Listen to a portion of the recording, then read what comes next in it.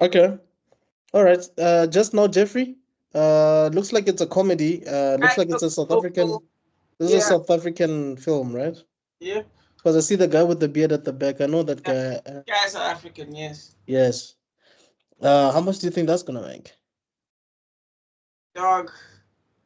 You know what? I hope it does well, but I don't see this happening. Um, Like half a bar? I don't think it's gonna make R1 million. But Unless like it's half of bought it, by like Netflix. 500,000? Sure. Actually, you know what? I'm gonna give it credit. I haven't seen any trailers though. Let me have a look here. Let me Is give this an Afrikaner movie or is it like an English? it looks to be set in a it's a historic movie. That's interesting. 1989. The Five Moments of Apartheid and features a well-known local and single cast. Heh.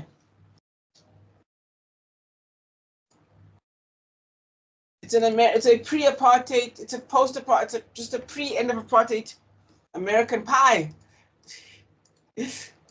Huh. Interesting.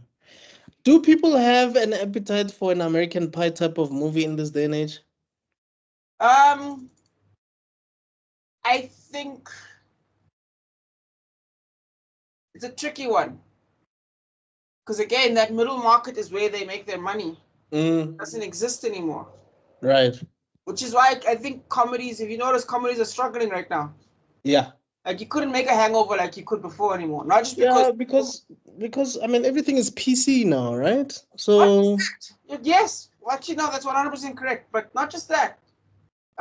Comedies are not exactly something you go to the cinema for. You know what I mean? And that's the only way to make money right now, to fill up it's something you stream on streaming sites, right? yeah. Would you say it's because of the rise of stand-up comics now streaming their stuff? Stand-up comedy streaming is definitely its own market that is Yes. very powerful, no Yes. question, no doubt. But do Uh, you think that also affected the comedy landscape, even not in really. film? Honestly, Okay. no.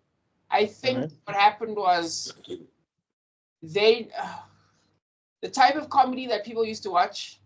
Hmm. If number one, they don't make them anymore, not really, and number two, there's no real place for them to like really make money like they used to.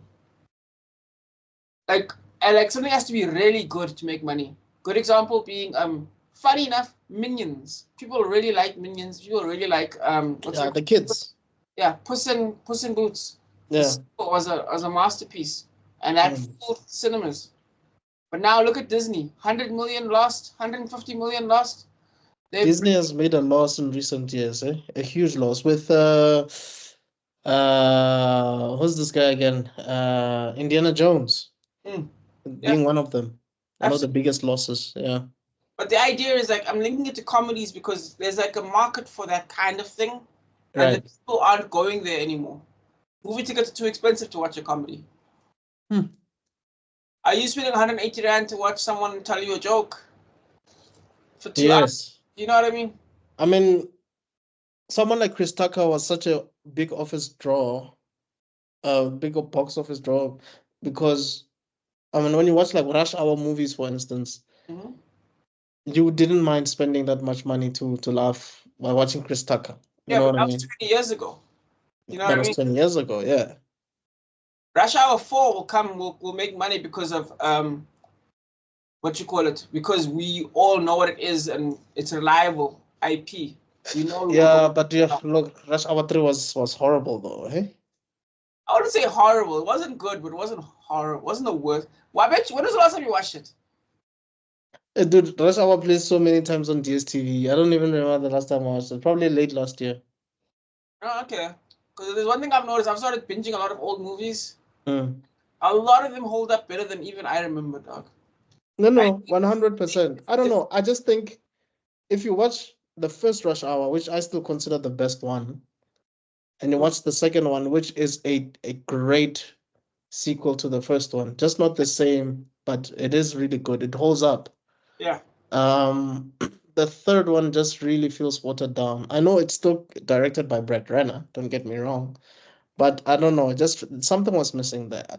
And I think it's personally, I think with each installment of the franchise, with each sequel, they made Carter too comedic and less of a cop, if that makes sense.